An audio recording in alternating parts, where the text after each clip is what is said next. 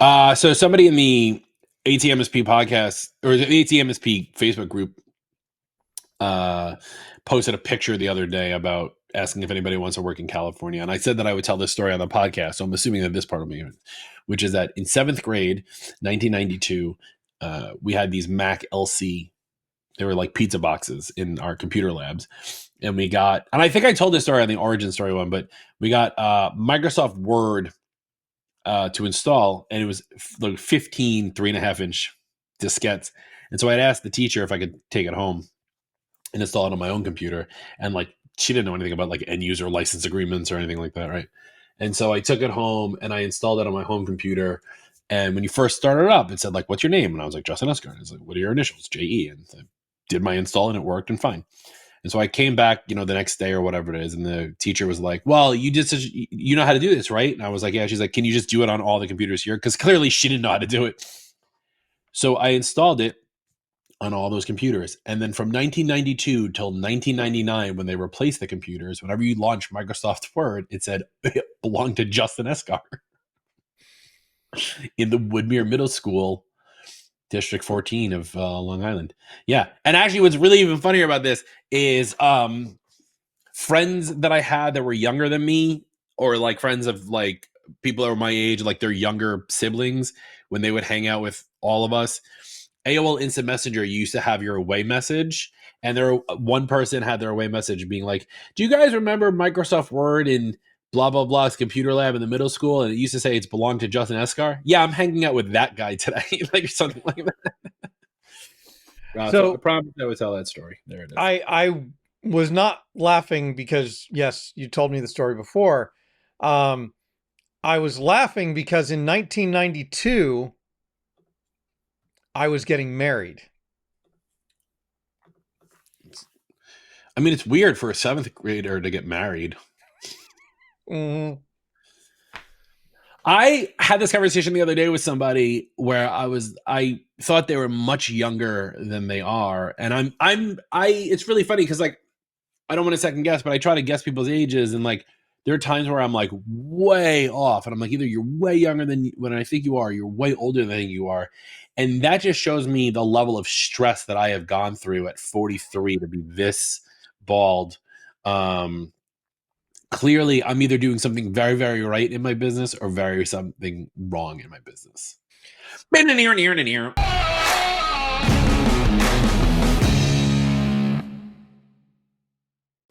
Please join me in welcoming SuperOps.ai as our newest premier vendor sponsor.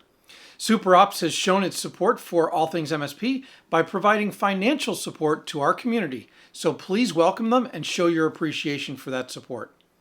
SuperOps.ai is an AI-powered PSA RMM platform designed for fast-growing MSPs that's built for the future and built for growth. We will be doing a significant amount of content with SuperOps over the next year, so stay tuned for their first office hours episode and lots of great content to come. If you want to know more about SuperOps.ai, check out their website at atmsp.link/SuperOps or click the link below. What's up, everybody? Welcome to the All Things MSP podcast. I'm your host, Justin Esgar. With me is my good friend and podcast producer extraordinaire, Mr. Eric Anthony. Eric, how are you today? I'm doing well, sir. Just getting ready for the weekend. Ready to... It's Tuesday. It's Tuesday. Not when we record this. Yeah, missed suspension of disbelief, bro. Today's episode is going to be a weird one because we didn't actually talk about what we wanted to talk about beforehand, but I have a couple of things that we can talk about. So I want to start with, can we all just be nice on Facebook? Well, timely topic. I talked about this a couple episodes ago, and I don't remember if it made the cut, but I had talked about how I posted some work that we did. We did a Ubiquity job for a client. I posted pictures of what we did. And the Unify official Facebook group, the people that are in there were like, "This looks good, but," and like they would interject their opinion on my work. And then the people in the All Things MSP group were like totally okay with it.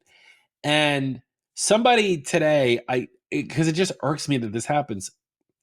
Somebody today installed the new Unify Dream Wall, which is Unify. It's a very weird product. It's basically a 1-inch thick rectangle that you mount to the wall, and it's a cover plate, but hanging out of the bottom of it is I think a 16 or 24 port switch.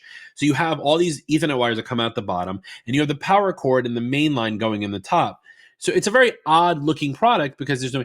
So somebody drilled a hole in the plastic of the piece. That way, all of the Ethernet wires on the switch go through the hole into the wall and hide it, right? Which I thought was brilliant. And yet, the garbage trove of comments being like, well, why didn't you install it somewhere more secure? And like, why would you put it there? And like, this is a stupid product. Why does this even exist? And then Ubiquity, who is actually an administrator in their own Facebook group, just wrote, nice job, totally approved. Like, if the company who makes the product likes what people are doing, you, Mr. I'm going to hide behind a keyboard warrior, don't get to say anything. Knock it off. Just be nice on the internet. It's not hard. Well, I mean, internet trolls are going to do internet troll things, right? That's what they I don't do. think these are internet trolls. That's the problem. These are normal people like you and me. These are MSPs like you and me. These are installers. They're not. I want to grossly assume they're not like this in real life. If I brought one of these, bleep this one, assholes with me to the job site that I did, I would not expect them in person for them to go, well, this looks like garbage. Like, they would be nice about it. Don't let the idea that you're on Facebook blur that from you being a human being. I don't think they're internet trolls. I think they're just angry. They're just angry. People are angry. Well, that's a whole different topic. Yeah. Because yes, I mean, people are not happy. You know what keeps people happy? Being prepared. Right? Knowing what's coming, not being taken off guard by surprises, knowing what's going to happen, having to-do lists. I think you see where I'm going with this one. Being productive, and keep feeding the beast. Pick up what I'm saying, Eric. Well, I mean, if you're talking about productivity. Oh, yeah, we are talking about productivity. There's a lot of places we could go with that, right? I don't know. It depends on your personality too. Like me, I am a very I need to be prepared person. That's why this episode is hurting you so badly inside. I have a to-do list for Saturdays and Sundays. Okay? There's actually a video out there where I talk about, I take a 4x6 index card, fold it in half, and I actually have a system for my to-do list and my schedule for Saturday and Sunday. I want to talk about that, but I really also want you to cut in that scene from Old School where Will Ferrell goes, we're going to go to Bed Bath & Beyond, and maybe if we have time, we're going to go to Home Goods. I'm not sure if we'll have time. That's... Well, if you're going to Bed Bath & Beyond, you have plenty of time to go to Home Goods now because, because they're out of business. Well, they came back, but not really, but whatever. So let's talk. We have a little bit of time to hit this one because I want to do this is our quick wit episode. What's your number one productivity hack? My number one productivity hack? Yeah.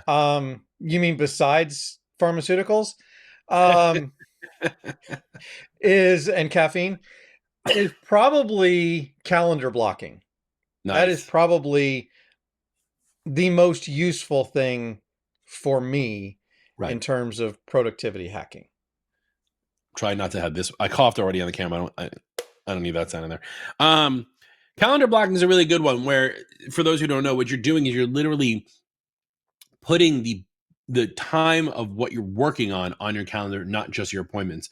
So things you need to do become basically appointments on your calendar. Even like menial tasks like taking out the trash becomes a thing. This way you can stay the course and make sure that everything gets done because you you have it planned out. And like, yeah, sure, like there's always going to be things that get in the way, and like, how can I do calendar blocking? I'm dealing with clients and I never know when they're going to call us. You can calendar block time to deal with clients. You know Yeah. what I mean?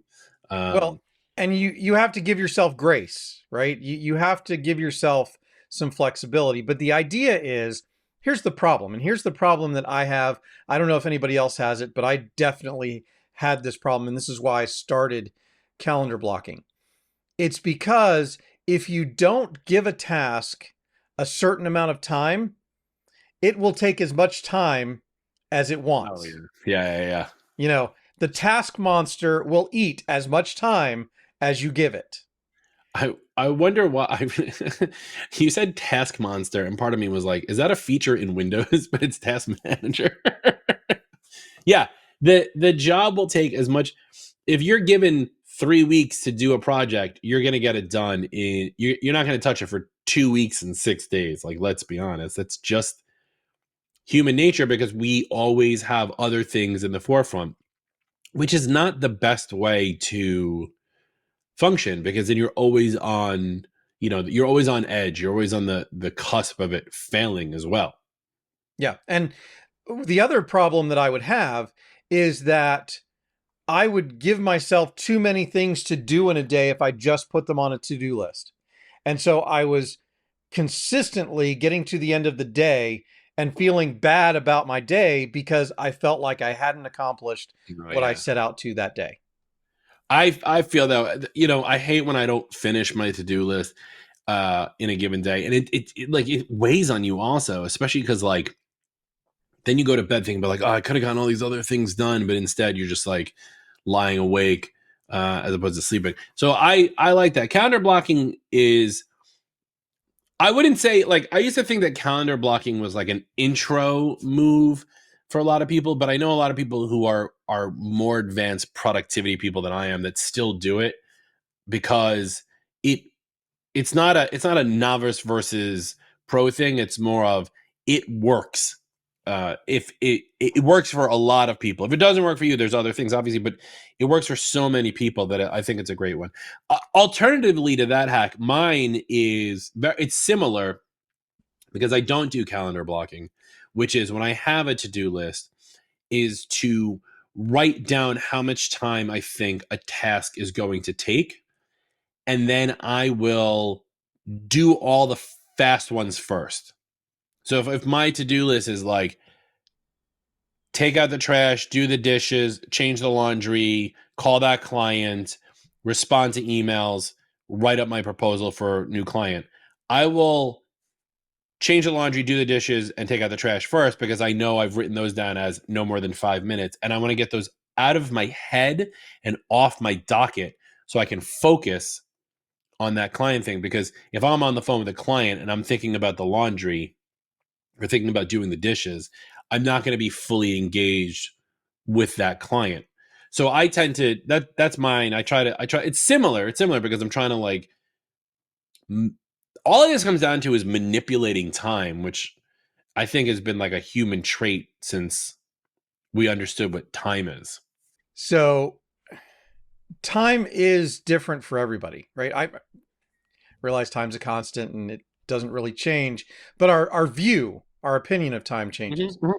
And therefore, um, different things work for different people. And whereas time blocking works for me, you have found another way. What Yeah. I really care about when I'm talking to somebody about personal productivity systems is you have to find your own way, because what works for me is not necessarily what works for you. I can give you some tips, Yeah. but whether or not it works for you depends on your personality and how you see time and how you see productivity.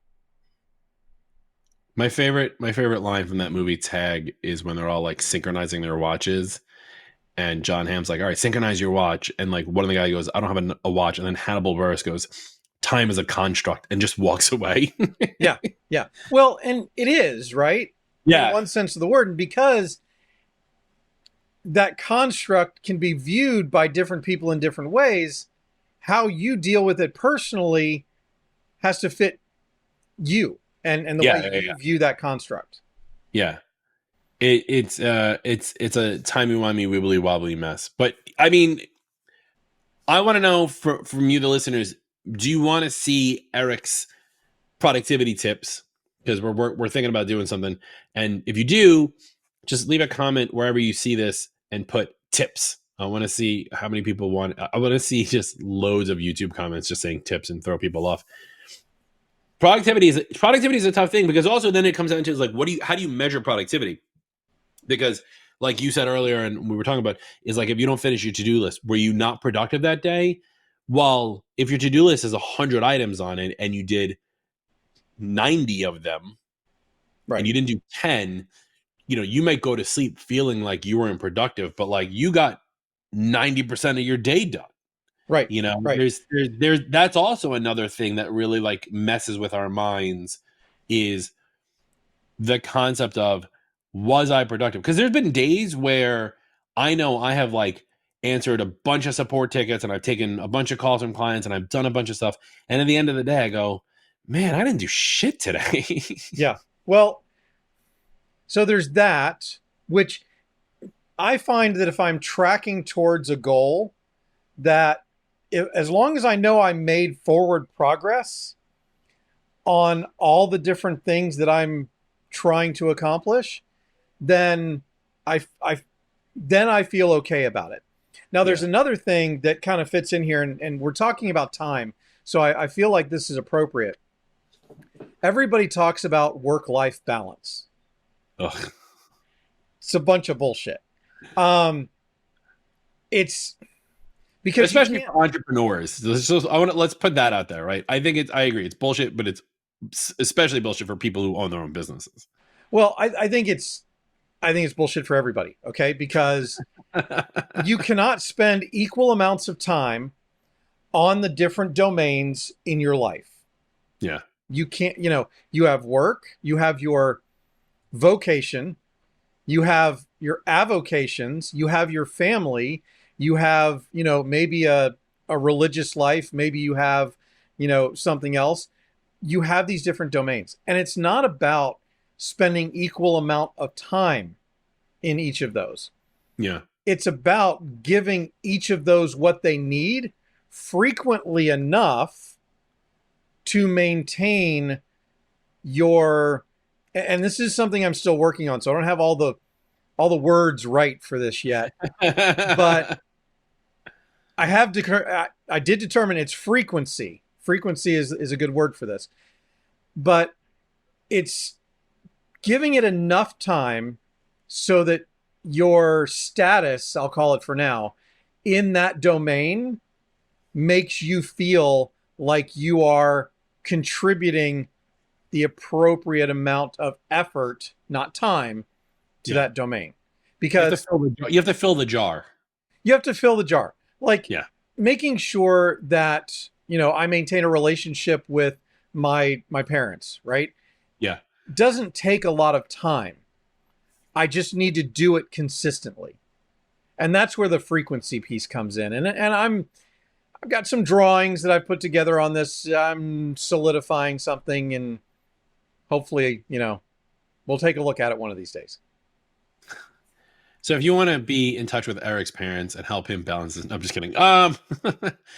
Yeah, the work-life balancing, it's funny because I don't know why I didn't know this expression until probably earlier this year, which is an entrepreneur will spend 80 hours of work a week to not do 40 hours of work a week, right? Because we've talked about that before. We've talked about it before, and I'm a big believer in trying to understand work-life balance, because there is that part where like you can't be working all the time. You need to break away. You need to be able to like relax your mind, because that's where the good. This is why all of your best ideas happen in the shower, because you're not in front of a computer screen. I would hope. Your mind is able to relax. Your body's relaxing with the hot water. Like, you can let your mind, your creativity side, come through and come up with new ideas. And that's part of it also, right? The idea that like this balance for a lot of us is 9 to 6. I'm gonna do it. I'm gonna help. I'm gonna answer those tickets. I'm gonna log that person back into Office 365 for the 17th time this month. But those off times is you have to be able to forget about work because you have to recharge your batteries. You have to recharge your mind. You have to spend time with your family or your parents or your kids or your dog or whatever it is. Yep. And I will 100% tell you right now and tell everyone who's listening, like, I am horrible at this. There are nights where I am making work to not to avoid my like family, but like I am making work because I didn't feel like I was productive enough that day and I need to get something else done. Like I need to like hit my internal productivity meter so I can move on to the family life jar or something like that. And it takes a toll on people for sure. It hurts both physically and emotionally and mentally, but like it's not, as long as I'm not doing this consistently, I think I'm okay.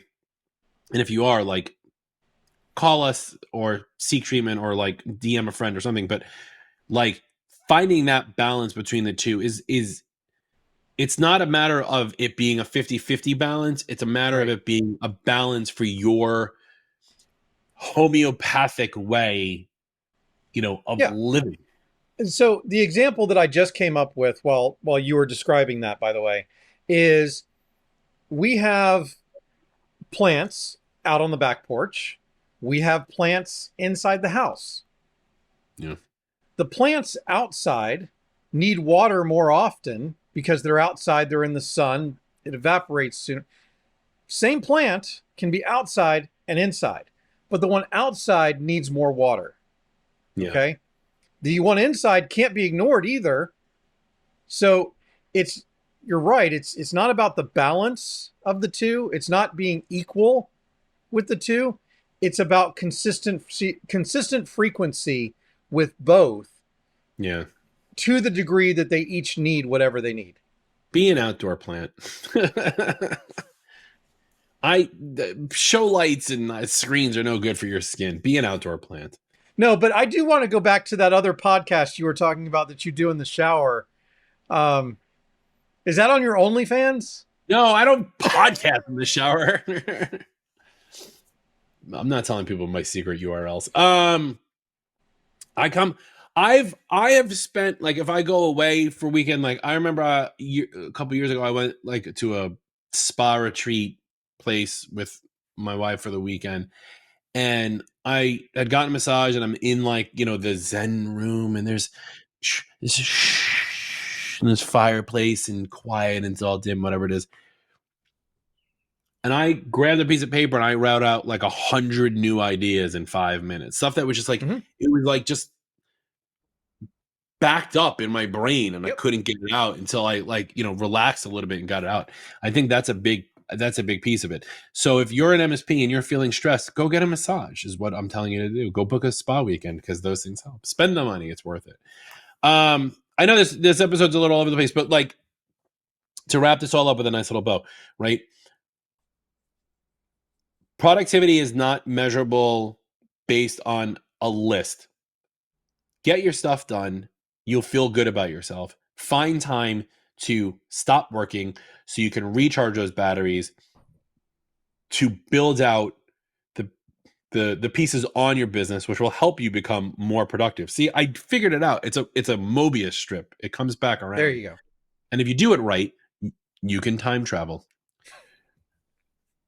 If you're interested in learning about more productivity tips and stuff like that, leave us a comment down below. Facebook.com/group/allthingsmsp, YouTube.com/@allthingsmsp. Listen to us on your favorite podcast. Leave a review, hit the bell, notify, DM Eric with the word tip, and let's see how many people want Eric's productivity tips. And we'll put something together for you, and we'll talk a little bit more about productivity coming up. Yeah, that's it. That's Eric. I'm Justin. That's it for us. Bye.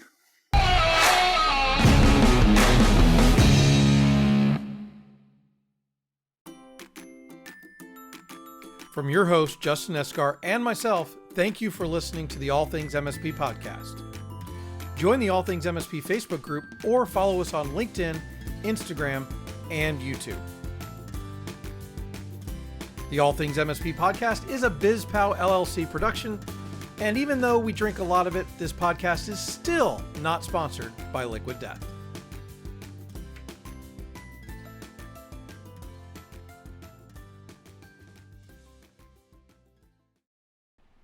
And now that you've watched that mess of a podcast, don't forget to watch one of these and go ahead and click that subscribe button so you get to watch more. Yeah, just go ahead and do it. Click the button and then watch one of the other videos. I'm watching.